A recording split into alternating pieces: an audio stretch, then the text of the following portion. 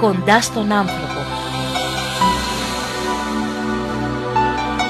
Την εκπομπή επιμελείται και παρουσιάζει η Ελένη Δρή, εκπαιδεύτρια του Ελληνικού Ερυθρού Σταυρού.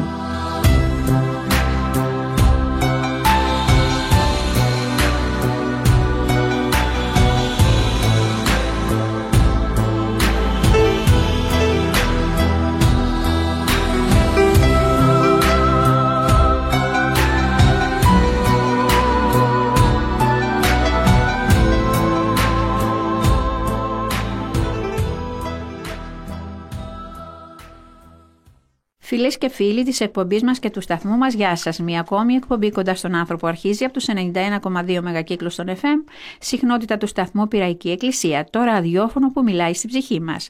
Τον ήχο και τη μουσική επιμελεί το Βαγγέλης Φακιανάκης και στο τηλεφωνικό κέντρο βρίσκεται η Δέσποινα Βροχίδου, πρόθυμη πάντα να καταγράψει τις δικές σας παρεμβάσεις. 210-41-18-602 και 210-41-18-640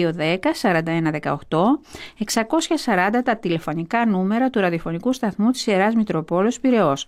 Η εκπομπή μας είναι ηχογραφημένη και το θέμα μας είναι οι διατροφικές διαταραχές. Φίλες και φίλοι, σήμερα η σημερινή μας καλεσμένη είναι μια επιστήμονας στην οποία δύσκολα οι πιο πολλοί από εμάς ίσως θα προστρέχαμε για ένα πρόβλημά μας, θα προτιμούσαμε τη συμβουλή ενός φίλου, ενός συγγενή, κάποιου γνωστού. Όμως η κυρία Παντελίδη Ειρήνη, καθηγήτρια ψυχολογίας και ψυχοθεραπεύτρια, λέκτορα στα Βρετανικά Πανεπιστήμια του Ντέρμπι και του Χαλ, έχει γίνει πια μόνιμη εθελοντής συνεργάτης μας και φίλη των ακροατών μας. Γεια σας. Καλώς σας καλωσορίζω. Ευχαριστώ που με καλέσατε. Να είσαστε καλά που έρχεστε από μακριά, ξέρω έχετε υποχρεώσεις, αλλά σας θέλουν οι ακροατές μας και θέλουμε σήμερα να προσεγγίσουμε ένα διαφορετικό θέμα, το οποίο είναι και ιατρικό, είναι και διατροφικό, αλλά είναι και ψυχολογικό. Μείνετε μαζί μας, φίλες και φίλοι, να δούμε πού οφείλονται οι διατροφικές διαταραχές όπως η βουλημία, η ψυχογενής ανορεξία, τι σχέση έχουν με την ψυχολογία του ανθρώπου και πώς αντιμετωπίζονται. Κυρία Παντελίδη, να δούμε καταρχήν ποια είναι τα είδη και οι κατηγορίες της διατροφικής διαταραχής, των διατροφικών διαταραχών. Ναι, βεβαίως. Τα τρία βασικά είδη, όπως βασικά τα είπατε και εσείς, είναι η ψυχογενής ανορεξία, η νευρική ανορεξία, η βουλημία και η υπερφαγία. Λένε ψυχογενής υπερφαγία, ψυχαναγκαστική υπερφαγία το λένε συχνά. Είναι τα επεισόδια όπου το άτομο τρώει πάρα πολύ ακατάστατα, πολλές ποσότητες φαγητού με σκοπό να νιώσει καλύτερα, να νιώσει... Το συναισθηματικό αδιέξοδο δηλαδή βγαίνει στο φαγητό. Ναι. Και είναι πολύ διαφορετικό από τις άλλες δύο που είναι πολύ σοβαρές και πολύ επικίνδυνες. Γιατί καταλήγουν πολλές φορές και στο θάνατο. Ακριβώς. Είναι, μετά την κατάθλιψη είναι η πιο επικίνδυνη ας πούμε ψυχοπαθολογία, η οποία οδηγεί στο θάνατο και αν όχι στο θάνατο, σε πολύ σοβαρά προβλήματα υγείας. Τα οποία νομίζω ότι δεν ανατρέπονται πια. Πολύ δύσκολα ίσως όταν το στάδια περάσουν. Ακριβώς, γι' αυτό εδώ έχει να κάνει πάρα πολύ και με το περιβάλλον, γιατί συνήθως οι διατροφικές διαταραχές ξεκινούν κυρίως στην εφηβική ηλικία. Είναι ένα πρόβλημα κυρίως των εφήβων, το οποίο αργότερα βεβαίως είναι και πρόβλημα των ενηλίκων, αλλά συνήθως ξεκινάει περίπου στα 11 με 13 χρόνια. Έχουν στο μυαλό τους κάτι τα πρότυπα που προβάλλονται, παίζουν κάποιο ρόλο και αυτά? Παίζουν και αυτό κάποιο ρόλο, όμως γιατί ας πούμε σε κάποια παιδιά δεν παίζουν ρόλο και σε κάποια άλλα παίζουν. Άρα υπάρχουν άλλοι παράγοντες οι οποίοι επηρεάζουν. Η αντίσταση ίσως του κάθε χαρακτήρα. Πρέπει να δούμε ακριβώς τα αίτια, αλλά ήθελα να πω ότι πρέπει από νωρίς, αν μπορούν οι γονείς να το διαπιστώσουν, να ανατρέξουν σε ειδικούς, γιατί αρχίζει μετά ο φαύλος κύκλος και είναι πολύ δύσκολα αναστρέψιμος. Μάλιστα. Πώς αναγνωρίζουμε τα συμπτώματα, πώς ξεκινάει, δηλαδή τι είναι αυτό που θα θορυβήσει το γονιό να ζητήσει βοήθεια για το παιδί του, αφού ξεκινάμε από την εφηβική, το θέσατε έτσι ας πούμε. Ναι. Οπωσδήποτε βέβαια παρόμοια πράγματα μπορούμε να δούμε και σε ενήλικες, έτσι. Απλά λέω ενδεικτικά ότι συνήθως το μεγαλύτερο ποσοστό ξεκινάει γύρω στα 11 με 13 χρόνια, έτσι. Με ενδείξεις από τα 9. Και είναι τόσο χαμηλά. Και στα αγόρια. Γιατί υπάρχει ένας μύθος ότι είναι μια ασθένεια που χτυπάει μόνο τα κορίτσια. Αλήθεια. Καθόλου χτυπάει και τα αγόρια. Στην Αγγλία, μάλιστα, το λένε το φαινόμενο του μανορέξια. Όχι ανορέξια, μανορέξια. Μανορέξια. Μαν που είναι ο άντρας. Μάλιστα. Λοιπόν, το άτομο οπωσδήποτε αρχίζει και χάνει βάρος. Δηλαδή φαίνεται αυτό από ένα σημείο και έπειτα. Μιλάμε όμως για υπερβολικό βάρος. Δεν λέει ψέματα για το φαγητό. Δηλαδή ότι τρώει και δεν έχει φάει. Ναι, αλλά δεν έχει φάει. Τρώει με ιεροτελεστικό τρόπο. Δηλαδή πρέπει να παρατηρούμε πως τρώει ένας ανορεξικός. Τρώει πάρα πολύ αργά. Μασάει πάρα πολλές φορές. Όλα δηλαδή ανόρεκτα τα κάνει, ναι. Το κάνει με ειδικό τρόπο, γιατί πιστεύουν ότι αν τρως πάρα πολύ αργά, νιώθεις το αίσθημα του κορεσμού πιο γρήγορα, πιο εύκολα. Είναι οι τελευταίοι οι οποίοι μπορεί να σηκωθούν από το τραπέζι. Ελέγχουν τον εαυτό τους, το βάρος τους, κοιτούνται στο καθρέφτη, συμπεριφέρονται υπερκινητικά στην αρχή. Μάλιστα. Υπερκινητικά άτομα που πηγαίνουν πολύ στο γυμναστήριο, μπορεί να ζητάνε επιβεβαίωση. Έχω παχύνει, πώς με βλέπεις, πώς είμαι, πόσες θερμίδες έχει το βραστό αυγό, έχει θερμίδες ο αέρας, πόσες θερμίδες έχει η τσίχλα ή το νερό. Δηλαδή αρχίζεις και παρατηρείς το παιδί, μπορεί να παρακολουθεί τα συστατικά, αυτά κυρίως. Μετά όμως αρχίζουμε, όταν είναι πιο προχωρημένη η κατάσταση, φοβερή κούραση, ξηροδερμία. Εκείνα τα προβλήματα, έλλειψη βιταμινών, στοιχείων. Ακριβώς. Πολύ ύπνος, παγωμένα χέρια, παγωμένα πόδια. Και είναι και στην εποχή που αυξάνεται το σώμα, που χρειάζονται συστατικά όπως το ασβέστιο, οι βιταμίνες, ακόμα και τα λευκόματα. Πάρα πολύ, γιατί βασικά έχουν χαμηλά λευκά αιμοσφαίρια. Οπότε η αντίσταση του οργανισμού επομένως μειωμένη.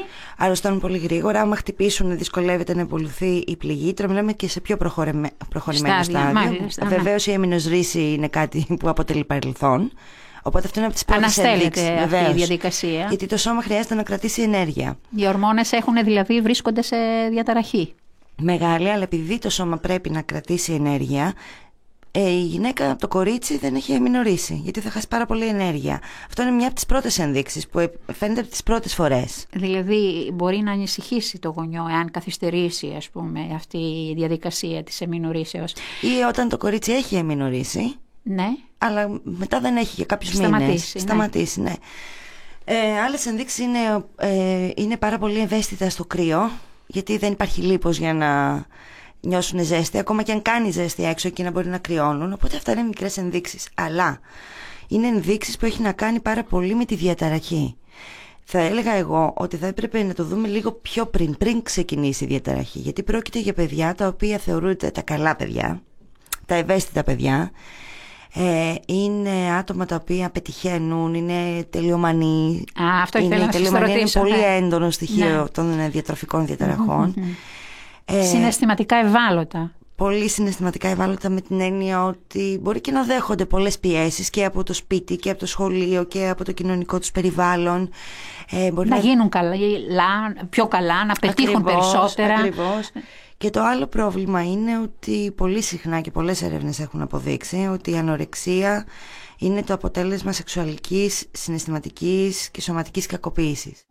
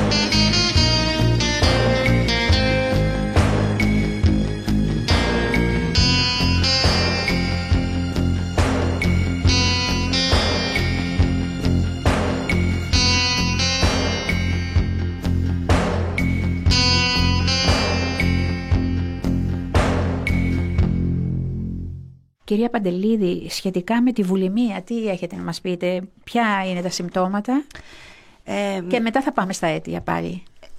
Επίσης το κοινό χαρακτηριστικό είναι η αιμονή με το φαγητό και τις θερμίδες και το να μην βάλουν κιλά και να μην παχύνουν κτλ. Όμως η συμπεριφορά είναι πολύ διαφορετική. Δηλαδή εκεί το άτομο δεν οδηγείται σε ασιτεία, τρώει, όμως μετά κάνει εμετό, πιστεύοντας ότι έτσι θα αποβάλει πολλές από τις θερμίδες. Θα αποφύγει να απορροφηθούν τα στοιχεία. Θα έπρεπε να γνωρίζουν όμως ότι το 35 με 75%, που είναι αρκετά μεγάλο ποσοστό, πολύ μεγάλο, των θερμίδων παραμένει και μετά τον εμετό. Οπότε, γιατί τα γαστρικά υγρά έχουν προλάβει και έχουν επεξεργαστεί όλα αυτά. Αλλά πολλά πράγματα έχουν περάσει και από το 12 δάχτυλο. Οπότε το άτομο δεν πετυχαίνει το στόχο του. Γι' αυτό θα δούμε ότι τα βολημικά άτομα έχουν πιο νορμάλ βάρος από ότι τα ανορεξικά. Μάλιστα. Αυτό σαν αποτέλεσμα, ένας τρόπος που συνήθως αναγνωρίζουμε τους βολημικούς είναι τα δόντια τους, όπου έχουν μια γκρίζα απόχρωση από το υδροχλωρικό οξύ και την πεψίνη που μπράβο, σας βρίσκω πολύ ενημερωμένη. Ναι. Όπου καταστρέφονται τα δόντια, υπάρχει τεριδόνα, επίσης προβλήματα με το δέρμα τους, υπάρχουν σπασμένες αρτηρίες στα μάτια. Είναι η εμφάνιση τώρα αυτό, έτσι. Συνήθως καταλαβαίνουμε όταν αμέσως μετά το φαγητό πάνε στο μπάνιο και μένουν για ώρα εκεί.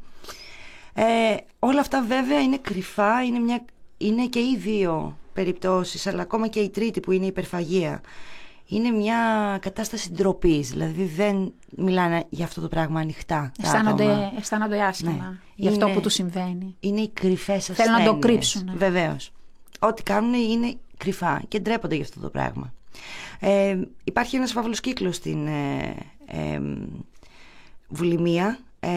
Το συναίσθημα της πίεσης, του κορεσμού αμέσως ξυπνάει την ανάγκη να κάνεις εμετό. Με το που κάνεις εμετό νιώθεις την ανακούφιση. Μετά την ανακούφιση έρχονται οι ενοχές. Οι ενοχές κοίτα πάλι τι έκανα. Αναστάτωση της ψυχοσωματικής σφαίρας. Πάρα πολύ και ιδιαίτερα της αυτοπεποίθησης. Έτσι, κοίτα τι έκανα, αυτό που έκανα είναι συχαμένο. Αρχίζει πάλι νιώθει άσχημα το άτομο. Ξεκινάει να τρώει για να νιώσει καλύτερα και γίνεται ένας φαύλος κύκλος. Μάλιστα. Τρώει για να νιώσει καλύτερα, κάνει εμετό για να νιώσει καλύτερα που έφαγε και μετά τρώει για να νιώσει καλύτερα που έκανε εμετό. Πολύ μεγάλο το πρόβλημα. Μεγάλο, πολύ. Μιλήσατε προηγουμένως για τη συναισθηματική και σωματική κακοποίηση στα αίτια δηλαδή αυτών των καταστάσεων.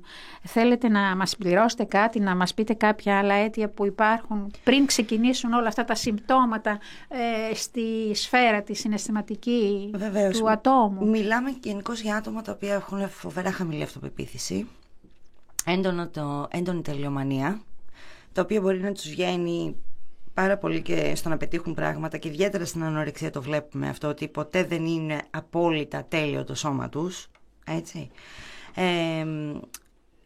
Ναι, το θέμα της κακοποίησης μπορεί να έχει πάρα πολλές πλευρές που έχουμε μιλήσει στο παρελθόν γι' αυτό. Μπορεί να είναι συναισθηματική κακοποίηση, να είναι απόρριψη, μπορεί να είναι πίεση, ελεγκτική συμπεριφορά, υπερπροστατευτικότητα από τους γονιούς, έτσι. Όμως έχει αποδειχθεί και στο εξωτερικό ότι ιδιαίτερα στην περίπτωση της ανορεξίας υπάρχει έντονα στοιχεία σωματικής και σεξουαλικής κακοποίησης. Ένας από τους λόγους λοιπόν που οι κοπέλες θέλουν να δυνατήσουν πάρα πολύ είναι για να φαίνονται σαν αγοράκια, να μην έχουν τα στοιχεία της θηλυκότητας. Δηλαδή είναι πολύ μεγάλο το ποσοστό των κοριτσιών που δεν θέλουν να δείχνουν γυναίκες. Ίσως οι ενοχές δηλαδή τα κάνει να σκέφτονται αυτό το πράγμα, ότι προκάλεσαν, ότι... Ναι, γιατί τα θύματα της κακοποίησης, ακόμα και αν δεν φταίνε εκείνα, ενοχοποιούνται απόλυτα και πιστεύουν ότι φταίνε εκείνα. Μάλιστα. Και ότι μπορούν να το αποτρέψουν ξανά, αν είναι να συμβεί, και ένας από τους τρόπους είναι να μην ξυπνήσουν αυτά την ερωτική επιθυμία στον θήτη. Πού φτάνει η σκέψη του ανθρώπου. Που είναι μακράν αντίθετο από αυτό που πολλοί πιστεύουν για την ανορεξία, ότι είναι κάτι το οποίο έχει να κάνει με την ανάγκη να δείχνει πιο αδύνατη, πιο γυναίκα, πιο όμορφη. Μπορεί να είναι και το ακριβώς αντίθετο, να μην δείχνει γυναίκα. Όμως το βασικό χαρακτηριστικό σε όλες τις περιπτώσεις είναι ότι η ανορεξία και η βουλημία, γενικώς οι διατροφικές διαταραχές, είναι μία στρατηγική να επανακτήσουμε το χαμένο μας έλεγχο. Αν ελέγξω το σώμα μου, την ποσότητα του φαγητού μου, αποκτώ τον έλεγχο που έχω χάσει σε άλλους τομείς της ζωής μου. Οπότε εκεί βρίσκεται και η αιτία. Τι έχει χάσει, πού έχει χάσει τον έλεγχο αυτό το παιδί, αυτή η γυναίκα, αυτός ο άντρας, και προσπαθεί να το βρει μέσα από τον έλεγχο που ασκεί στο σώμα του και στο φαγητό. Μάλιστα. Έχω μείνει έτσι άναυδη με όλα αυτά που ακούω. Οι συνέπειες, αναφερθήκαμε και στην αρχή. Σαφώς οι συνέπειες έχουν να κάνουν με την υγεία μας. Έτσι, έχουμε πει ότι είναι μία από τις πιο βασικές ψυχοπαθολογίες οι οποίες οδηγούν στο θάνατο.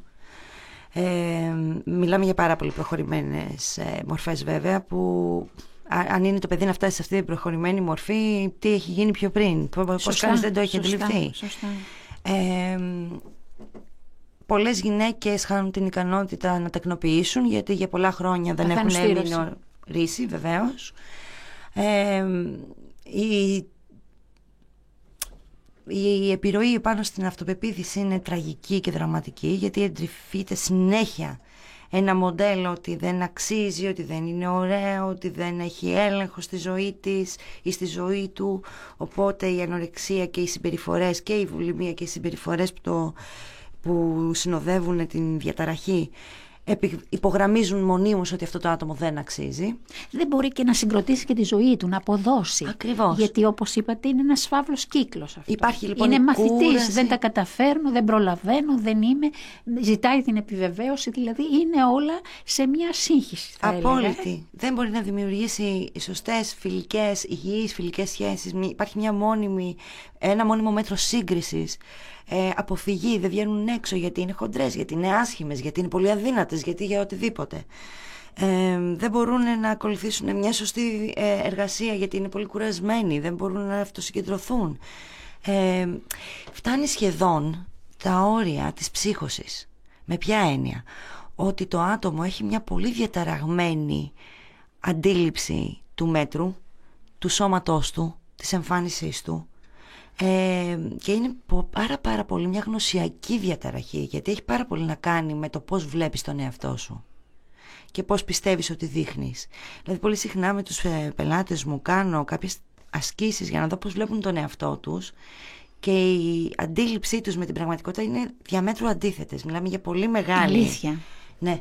Τους ζητάω να μου ζωγραφίσουν τον εαυτό τους, τους ζητάω να μου σταματήσουν τα χέρια εκεί που νομίζουν ότι είναι η μέση τους, και μου σχεδιάζουν ένα τεράστιο εξωπραγματικό σχέδιο. Πετείτε οι ίδιες, Μάλιστα. Λοιπόν, μια μικρή μουσική ανάσα, φίλες και φίλοι, και θα δούμε στη συνέχεια πώς αντιμετωπίζονται αυτές οι καταστάσεις και τι θέση έχει ο γιατρός, ο ειδικός γιατρός, ο ψυχολόγος, ο διατροφολόγος.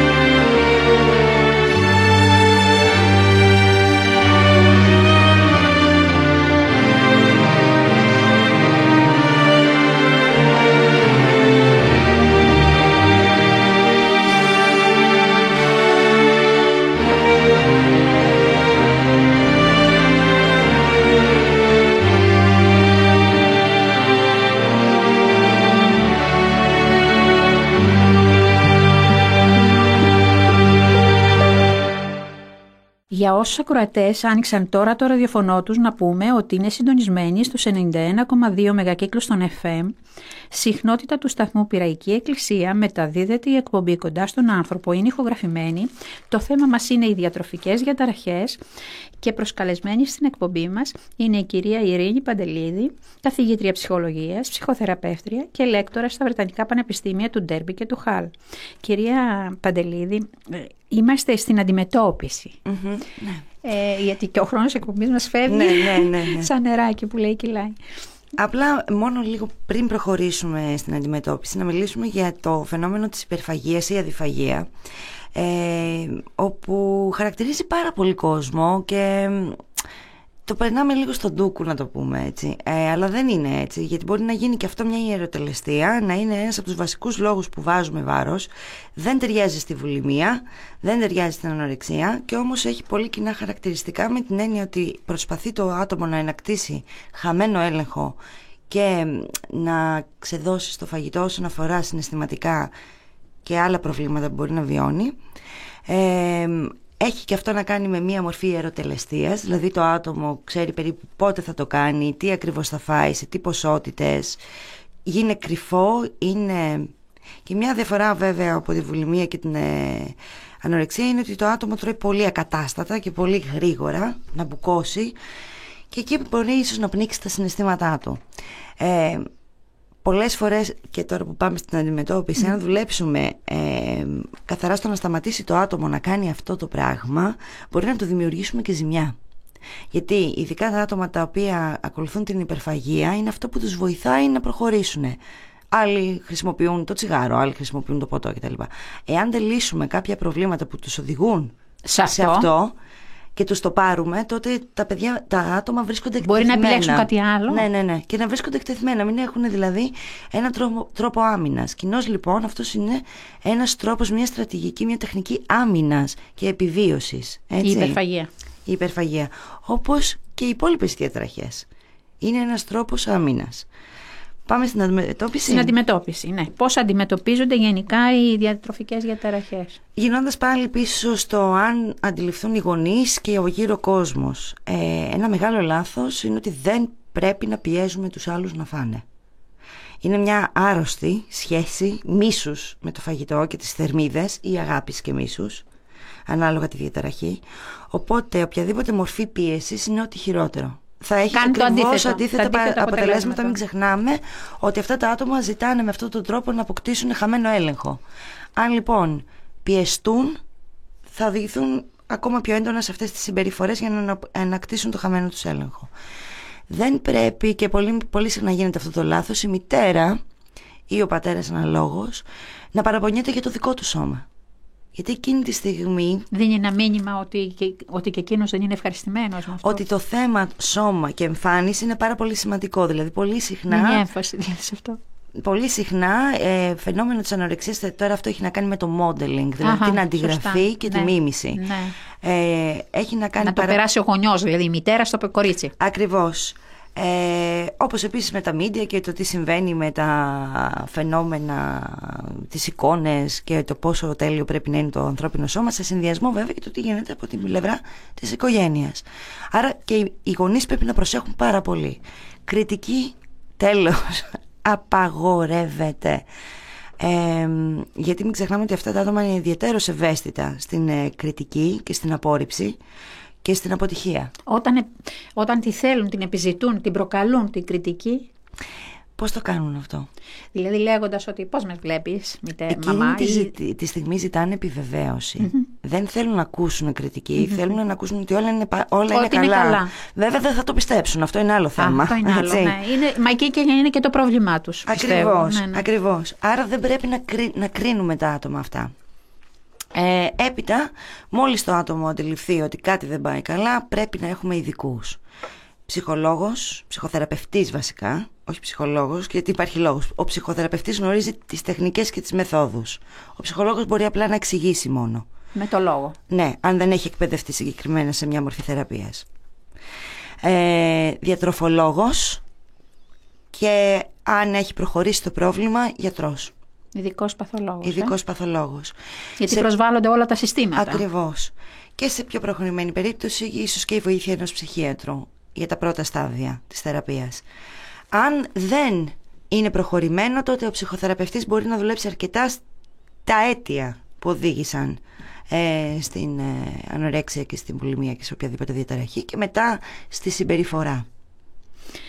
Πολύ χρήσιμα και σημαντικά αυτά που μας είπατε, Ελπίζω. που ακούσαμε. Σας ευχαριστώ θερμά μέσα από την καρδιά μου. Να είστε πάντα καλά, να βοηθάτε τους ανθρώπους που το έχουν ανάγκη. Καλή δύναμη και πάντα επιτυχία στο έργο σας. Εγώ σας ευχαριστώ και καλή επιτυχία στο δικό σας πολύ σπουδαίο έργο. Ευχαριστώ πολύ, ευχαριστώ. Φίλες και φίλοι, ο χρόνος εκπομπής μας τελειώνει. Σας ευχαριστούμε που μας ακούσατε. Σας ευχαριστούμε για τα καλά σας λόγια, την αγάπη σας. Από τους συνεργάτες μου, το Βαγγέλη Σφακιανάκη που επιμελήθηκε τον ήχο και τη μουσική με ιδιαίτερη αγάπη για όλους σας, τη Δέσποινα Βροχίδου που ήταν στο τηλεφωνικό κέντρο, και από εμένα τις καλύτερες ευχές μέσα από την καρδιά μου, να είστε όλοι πάντα καλά και να θυμάστε ότι ο μόνος τρόπος να αγαπάμε είναι να προσφέρουμε την αγάπη με λόγο και έργο. Γεια σας.